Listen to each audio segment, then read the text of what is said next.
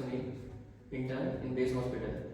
तो आज हम बात करने वाले हैं एक ऐसी प्रॉब्लम के ऊपर जो बहुत सारे बच्चे, मैं देखता हूँ आसपास 11th और 12th के बच्चों में बहुत सारी कन्फ्यूजन होती है कि भैया 11th बहुत वेस्ट हो गई है, अब आगे प्रिपरेशन कैसे करनी है।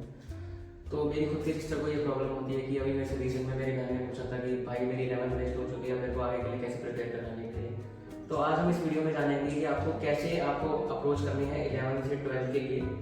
तो बेसिकली आप ये लगता है आपको कि आपका 11th वेस्ट हो चुका है पूरा एक साल, ऐसा कुछ नहीं है। आपको अभी आपके पास बहुत इनफ टाइम है कि आप अपनी स्टडीज को एक उस रूप में आपको कन्वर्ट कर सकते हैं कि जहाँ पर आप 0 to हीरो आप कैटेगरी में आ सकते हो। तो अभी जितना भी टाइम वेस्ट हुआ है उसको लेट्स से नो कि हमारा कोई टाइम वेस्ट नहीं हुआ है। हमें ये ध्यान देना है कि आगे हम उसको कैसे बेटर वे में उसको कन्वर्ट कर पाएंगे। तो बेसिकली अब हमें करना क्या है, तो आपको ये भी देखना है कि आपको 12th के साथ भी आपको मैनेज करना है कि 12th कैसे करना है, साथ में 11th कैसे मैनेज करना है। तो आपको ये ध्यान देना है कि जिस टाइम पे आप 12th के लिए स्टडी कर रहे हैं, सुबह से शाम तक आपके स्कूल भी होते हैं, फिर कोचिंग सेशन भी होते हैं, आपको आके आपका जितना भी आपको टाइम होता है आपको स्टडी में आपको देखना है कि आपको 11th और 12th का कैसे मैनेज करना है। तो उसके लिए सबसे पहले आपको बेसिकली स्कूल में जितना भी आपके पास लेजर टाइम होता है आपको वो यूटिलाइज करना पड़ेगा थोड़ा।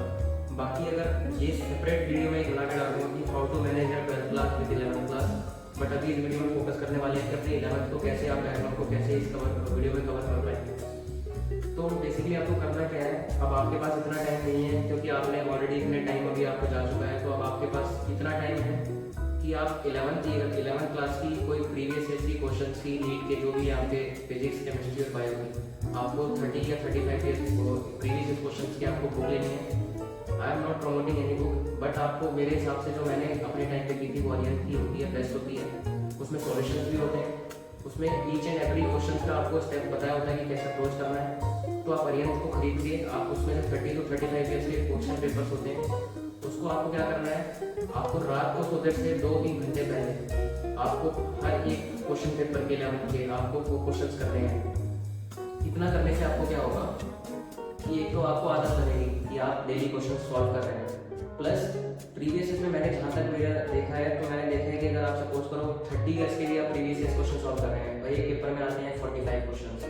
तो 45 into 30 करता हूँ तो लगभग अगर मैं और भी कुछ करता हूँ तो 1200 या 1300 के अप्रॉक्स आपके पास क्वेश्चन की एक ह्यूज अमाउंट ऑफ आपके पास एक सोर्स हो जाता है कि आपके पास इतना सोर्स है। जब पेपर आते हैं, एग्जाम आता है नीट का, तो उसमें आपको ऐसा नहीं होता कि 1200 में से 1200 क्वेश्चन ही आपको आ जाएंगे, बट आपको ये देखना है कि 1200 में से आपके पास उस 11th क्लास में से आपके पास कम से कम मिनिमम 20 से 25 क्वेश्चन उसमें से आपको पक्का आपको देखने को मिल जाएंगे कि किस तरह के क्वेश्चन आपने अटेम्प्ट करे थे। और आपको ये देख के बहुत हैरानी होगी कि मैंने आपको क्या बताया था कि प्रीवियस के क्वेश्चन में से सेम वही क्वेश्चन उनके रिपीट हो रहे हैं, वैल्यू डिजिट हो सकती है, चेंज हो सकती है, बट उससे कोई मैटर नहीं करता, बट जो कॉन्सेप्ट है उसके पीछे वो सेम रहेगा। सेकेंड थिंग, और आपको दूसरा चीज़ क्या करना है, बच्चों को लगता है कि मेरे 11th के सारे चैप्टर छूट चुके हैं, मेरे को कैसे करना है। सपोज एग्जाम्पल के लिए ले लेते हैं हम केमिस्ट्री ले लेते हैं,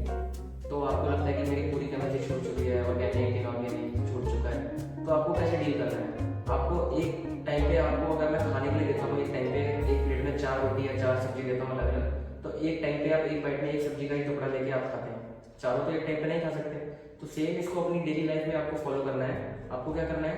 हर पर्टिकुलर 5-5 क्वेश्चन या फिर 10-10 क्वेश्चन आपको एक चैप्टर के आप डेली आपको करने हैं। ये 10 क्वेश्चन आपके दिमाग में वो वाला एक बर्डन भी क्रिएट नहीं करेगा कि मेरे को 10 क्वेश्चन करने हैं, वो पूरा चैप्टर करना है। तो ये एज कम्पेयर टू 10 क्वेश्चन और एज कम्पेयर टू एक होल चैप्टर, जैसे लॉट ऑफ डिफरेंस कि आपको कैसे आपका दिमाग उस तरीके से आपको बेटर बनाना जाएगा। आप 10 क्वेश्चन आपको अगर दिमाग में रहेगा आपके कि 10 क्वेश्चन करने हैं दिन में, तो आपको ये रहेगा इन फ्यूचर कि मेरे को आज रात को 10 क्वेश्चन ही करने हैं, मैं करके सो जाता हूँ।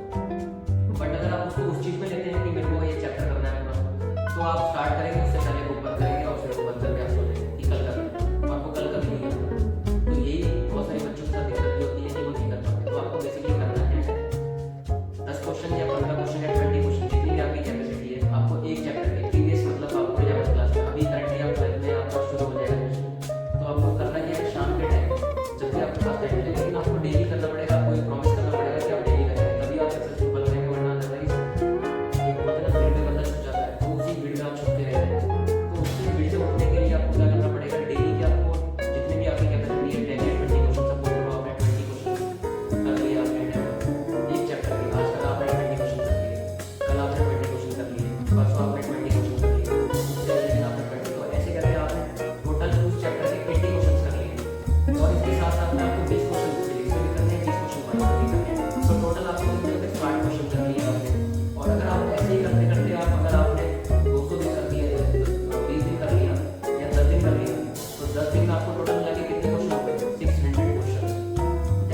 you are preparing 600 questions in 10 days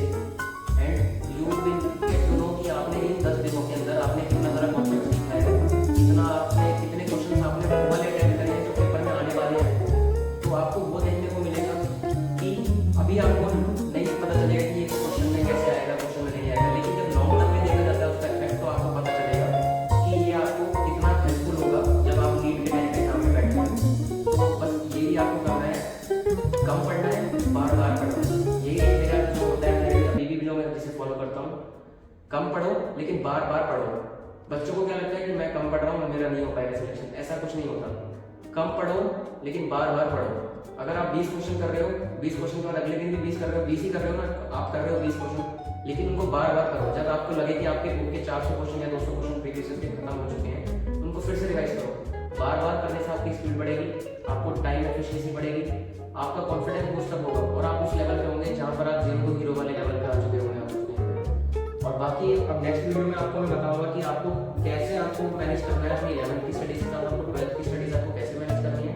वो हम आपको नेक्स्ट वीडियो में बताएंगे। बाकी अगर आपकी कोई भी क्वेरीज है तो आप मेरे को यूट्यूब के कमेंट सेक्शन